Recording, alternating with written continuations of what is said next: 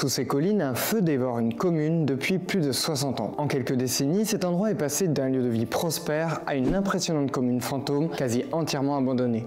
The fact that it just completely got destroyed made it seem amazing. Et aujourd'hui, plus de 60 ans plus tard, le feu semble toujours inarrêtable. The immediate perception to your brain is this is hell. C'est le symbole exacerbé d'un type d'incendie qui touche plusieurs endroits dans le monde. Et on va remonter à ses mystérieuses origines.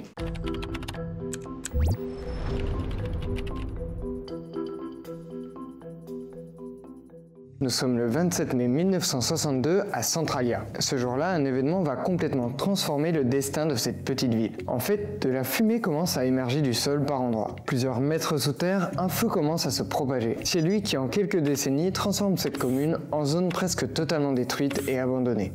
60 ans plus tard, c'est assez dingue, mais ce feu paraît encore très difficilement contrôlable, vous allez voir. There was some study that said it could burn for another 250 years. Mais avant ça, plongeons dans les mystères entourant son origine et sa propagation. Et j'en profite pour vous rappeler que pour ne rien rater de nos vidéos, vous pouvez vous abonner à la chaîne YouTube de Ruth.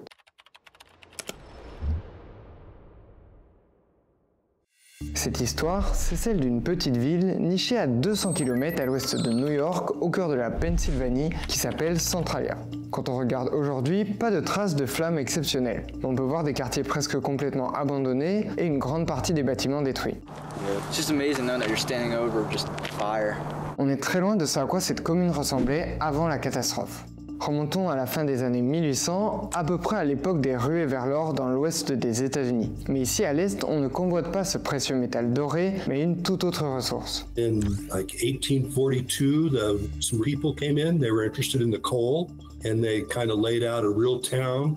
They named it Centerville, but apparently there was another Centerville in Pennsylvania, so they changed the name to Centralia. And then the railroad actually came into the valley in 1854, and then the first large-scale coal mines opened up in 1856. À Centralia, on trouve d'abondants gisements d'anthracite, une variété de charbon dur et compact. À l'époque, c'est déjà un minerai clé pour alimenter l'industrie américaine. Rien qu'en 1882, plus de 31 millions de tonnes d'anthracite sont extraites en Pennsylvanie, selon ce document. D'ailleurs, selon l'administration américaine de l'information sur l'énergie, encore aujourd'hui, la Pennsylvanie est le troisième plus grand État américain producteur de charbon après le Wyoming et la Virginie occidentale.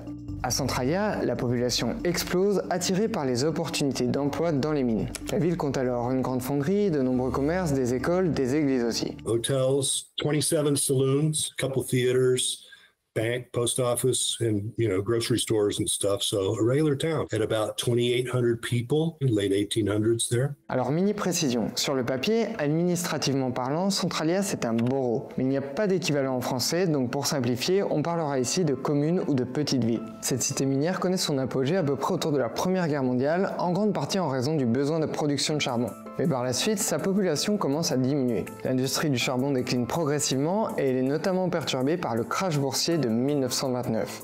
Le vaste réseau de mines souterraines ferme alors progressivement. Et c'est dans ce contexte que surgit l'incendie en mai 1962.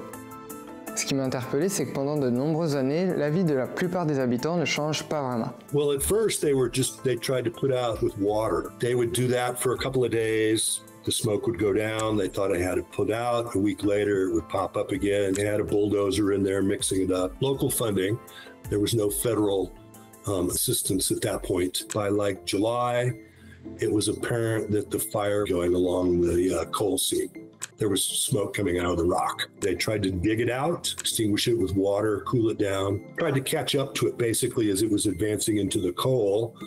They were unable to do so. Entre le début de l'incendie et 1978, les autorités locales et fédérales dépensent 3,3 millions de dollars pour tenter de maîtriser l'incendie, mais ils n'y parviennent jamais totalement. Everyone knew the fire was going on, but part of the reason people didn't want to leave was it really wasn't affecting them much. And then in 81, 12-year-old boy was playing in the backyard of his grandmother's house, and a sinkhole opened up underneath his feet, and he grabbed onto tree roots apparently, and then his 14-year-old cousin pulled him to safety, and steam coming out of the hole in the ground was poisonous carbon monoxide. If he'd had to hold on to there very long, he would not have survived. En effet, le feu s'étend et cette étude relève des apparitions de gouffres et d'affaissements liés à l'incendie. Dans ce contexte de risque de plus en plus prégnant, la ville va très vite décliner face à un feu qui semble inarrêtable.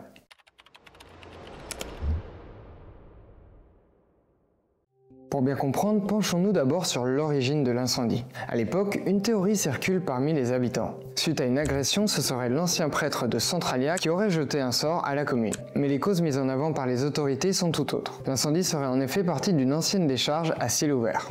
So then there's conflicting reports how the fire at the trash in the landfill started. There, it's known that like the city council, they sent 5 workers out there to burn the trash. But then there was also kind of some vague reports, and there's a book out that mentions that there was actually fire burning at the dump from the day before. They think somebody dumped some hot ashes into the the refuse.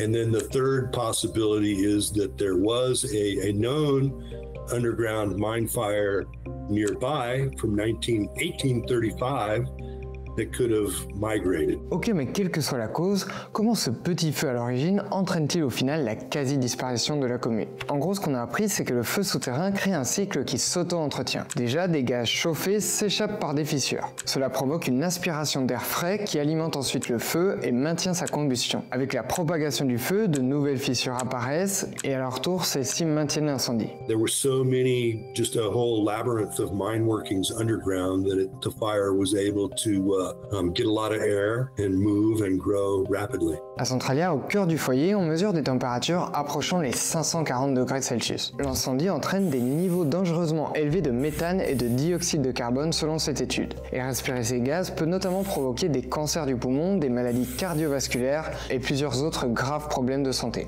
Par ailleurs, cela produit des risques d'affaissement des sols dont je vous ai déjà parlé, et ça peut engloutir des routes, des jardins, voire des bâtiments. Steam brings gases with it. These gases can infiltrate into your basement.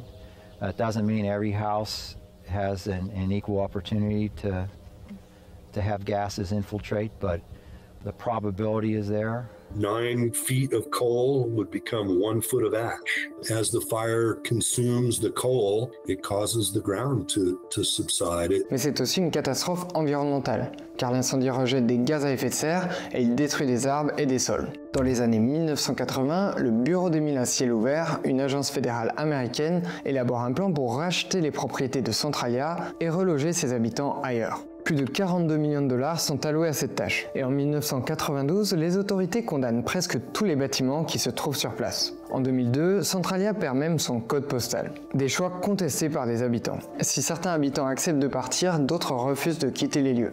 I think someone wants to get their hands on this coal under the borough.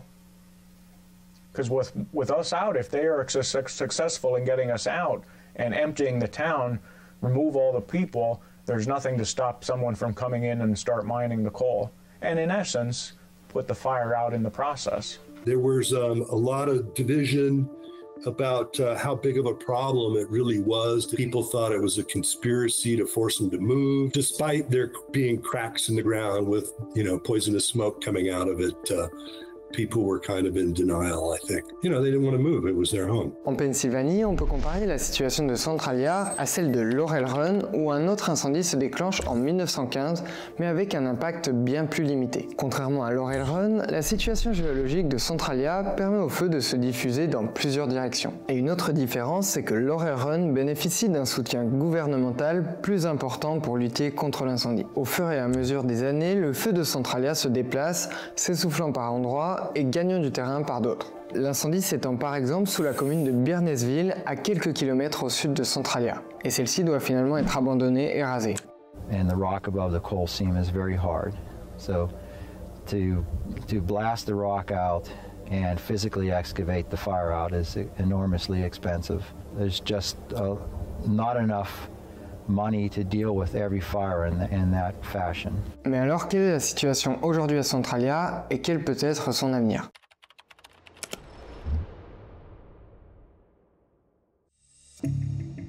Voici ce qu'on appelle la Graffiti Highway. C'est l'un des lieux les plus populaires de Centralia et c'est en fait l'ancienne route 61 qui menait à la commune. The fire burned under it and there were cracks in the ground and smoke coming out. En fait, un certain mythe s'est créé autour de la ville où a eu lieu la catastrophe. À la suite de l'incendie, Centralia était au cœur de plusieurs romans et dans le film Silent Hill, tiré du jeu vidéo du même nom, l'ambiance de la ville aurait été inspirée par Centralia, selon cette interview du réalisateur. Des visiteurs et des graffeurs se rendent sur place pour explorer ce qu'il reste de la commune ou y faire des tags.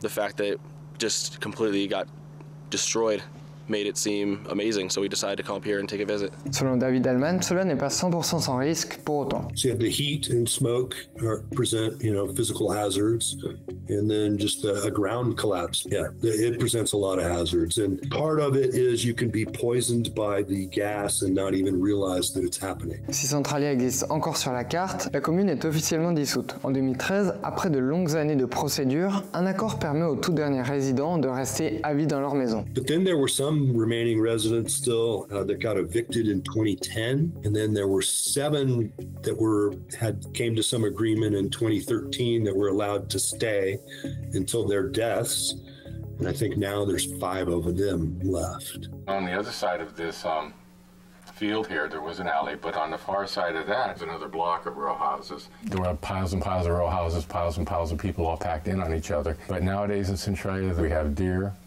bear. I've always wanted a house in the woods, and now I have one. Alors, plus de 60 ans après, l'état du feu peut-il laisser imaginer un nouveau développement pour Centralia dans les années qui viennent? There was some study that said it could burn for another 250 years. Nobody knows, and there's one in a coal seam fires in Australia that they think has been burning for at least 6,500 years. And there's certainly, numerous fires that they know have been burning for 100 years. There's some here in Colorado where I am. Dans plusieurs études, la gestion de l'incendie de Centralia est considérée comme un échec. Mais selon certains chercheurs, elle pourrait permettre d'éviter de reproduire certaines erreurs commises. En fait, je ne savais pas du tout, mais ce type d'incendie minier n'est pas un cas isolé. Rien qu'en Pennsylvanie, 38 incendies de mines de charbon actif sont recensés par le département de la protection de l'environnement de ces États en août 2025. On n'a pas trouvé de décompte à jour pour l'ensemble des États-Unis, mais en 2013, ce document indique que 9 États totalisent alors 98 feux souterrains. Et ces problèmes existent également dans d'autres pays. Anywhere there's coal mining, there's coal mine fires. India has a very bad problem with coal mine fires, and there has been large communities relocated there. There's places in India, they estimate that the local residents shortens their life expectancy by 10 years from breathing all that smoke. And they're pumping out lots of greenhouse gas, and particularly methane. It's been estimated that it's 2 to 3% of the global gas emissions. This is doing nothing but burning coal, a non-renewable resource. Au final, l'ampleur de la catastrophe à Centralia permet aux scientifiques et aux autorités de mieux comprendre ce type d'incendie et d'améliorer les moyens de lutte pour faire face à d'autres cas. Partially as a result of Centralia, the Act of 1977, they created the Office of Surface Mining, and within that, an abandoned mine land program that one of their responsibilities is to oversee the cleanup of these abandoned mine lands.